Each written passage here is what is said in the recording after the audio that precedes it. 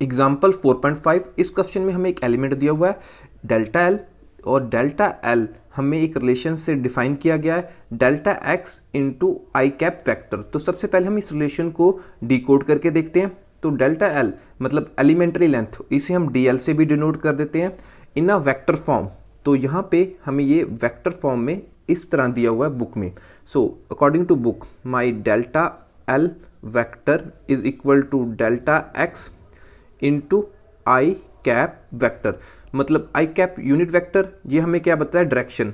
तो आई कैप हम डिनोट करते हैं इन एक्स एक्सिस, तो ये मेरे पास आई कैप की डायरेक्शन आ गई। तो डेल्टा एल वेक्टर मतलब एलिमेंट्री वेक्टर हमारा अब किस एक्सिस में हो गया, एक्स एक्सिस में। इस प्लेस एट ओरिजिन, तो ये हमने ओरिजिन में रखा हुआ है।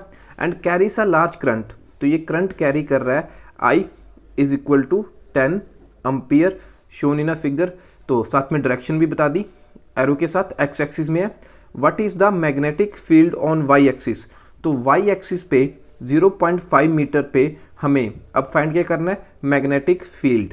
एंड अनदर हमें जो डेल्टा एक्स की वैल्यू है वो भी दे दी 1 सेंटीमीटर के इक्वल। सो हमारे पास डिस्टेंस फ्रॉम एलिमेंट्री लेंथ भी गिवन है, लेट इसे हम स्मॉल आर से रिप्रेजेंट कर लेते हैं 0.5 मीटर। एंड साथ में हमें डेल्टा एक्स की भी वैल्यू दे दी 1 सेंटीमीटर। तो डेल्टा एक्स को अगर मैं मीटर में कन्वर्ट करूं, इट्स कम्स आउट 10⁻⁻² मीटर। अब इस रिलेशन को मैं इस तरह भी लिख सकता हूं, like D L, delta L is equal to D L is equal to delta X को हम लिख सकते हैं डी एक्स, और आई कैप यूनिट वेक्टर साथ में हमारे पास। तो सिंपली मैं इसको मैग्नीट्यूड में इस तरह रिप्रेजेंट कर सकता हूँ, D L is equal to D X in magnitude terms, और डी एक्स हमारे पास डेल्टा एक्स ही होता है। सो 1 सेंटीमीटर, तो मीटर में कन्वर्ट किया, इसकी वैल्यू आ गई 10⁻⁻² metre.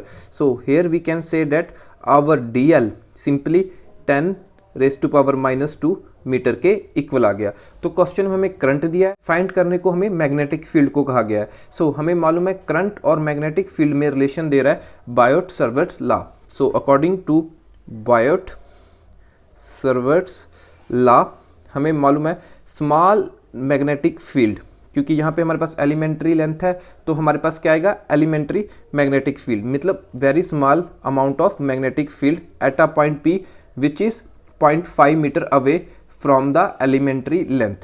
So in vector form Biot-Savart law is equal to dB is equal to mu naught upon 4 pi I into dl vector cross product with r vector. So dl vector हमारा होता है elementary length vector, r vector हमारा होता है displacement vector upon r cube. Now अब अगर इसको मैं मैग्नीट्यूड की टर्म्स में लिखूं, so my dB comes out to be is equal to mu naught upon 4 pi I dl into r sin theta. जब भी हम क्रॉस प्रोडक्ट सॉल्व करते हैं तो हमारे पास क्या आता है, sine theta upon R cube. So एक आर से क्यूब कट गया तो क्या बच गया, स्केयर ओनली। सो जो ये टर्म होती है हमारी, ये कांस्टेंट होती है, इसकी वैल्यू होती है 10⁻⁻7। So dB is equal to 10⁻⁻7। I की वैल्यू हमें क्वेश्चन गिवन है 10 ampere. So D L in metres according to this relation हमने भी यूज़ किया था, वो आ गई थी 10⁻⁻² मीटर एंड साइन थीटा। तो अब हमें देखना है कि इसमें क्वेश्चन में हमारे पास थीटा क्या है। तो देखिए जैसे हमारा अब elementary length in X axis है, displacement vector in Y axis है, तो हमें मालूम है एक्स और वाई एक्सिस में एंगल होता है 90 डिग्री। तो हम यहाँ पे कह सकते हैं कि हमारा थीटा यहाँ पे क्या आ जाएगा, 90 degree. So sine 90 upon R square. तो सो आर की वैल्यू कितनी है, 0.5, तो इसका हम स्केयर कर देंगे। तो हमें मालूम है साइन 90 इक्वल टू 1 होता है, और यहाँ पे देखिए न्यूमिनेटर में हमारे पास 10⁻⁻7 इंटू 10⁻⁻ सिंपली 1 इंटू 10⁻⁻2। अगर मल्टीप्लाई में बेस सेम हो तो पावर सिंपली ऐड हो जाती हैं। सो यहाँ पे -9 + 1, इसे सॉल्व करने पे हमारे पास क्या आ जाएगा, 10⁻⁻8 एंड साइन 91, सो 1 इंटू 10⁻⁻8। अब अगर मैं 0.5 का स्केयर करूँ तो ये मेरे पास आ जाएगा 0.25।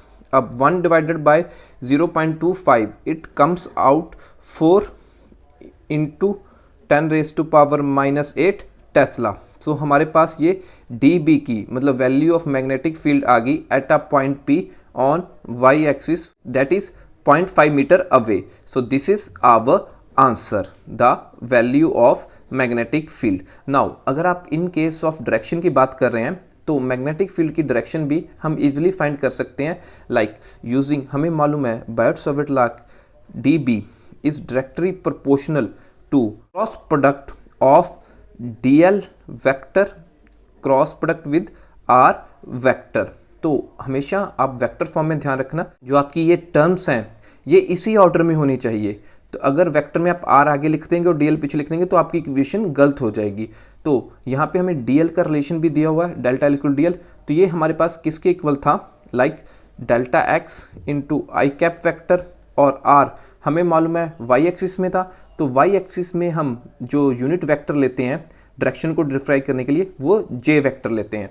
सो इनटू, अब y एक्सिस में देख लेते हैं आ रहा है, तो y into J dot cap vector. तो इसे हम फर्दर सिंप्लीफाई करूं तो ये मेरे पास डेल्टा एक्स इंटू वाई पास क्या बचेगा, I cap cross product with J cap vector. तो हमें मालूम है by relation by cross products I cap cross J cap is equal to K cap. मतलब के कैप का मतलब क्या होता है, पॉजिटिव जेड डायरेक्शन, और आप कह सकते हैं पॉजिटिव जेड एक्सिस भी। तो हम सिंप्लीफाई कह सकते हैं कि डायरेक्शन की बात करूं तो मेरे पास यहाँ पे किस में आ जाएगी, के कैप में, मींस पॉजिटिव जेड एक्सिस में। अब मेरे पास इसकी डायरेक्शन आ जाएगी लाइक दिस। अगर यहाँ पे पी पॉइंट में मैं डायरेक्शन डिस्क्राइब करूँ तो लाइक दिस, ऐसे, like into the paper. Thank you for watching the video.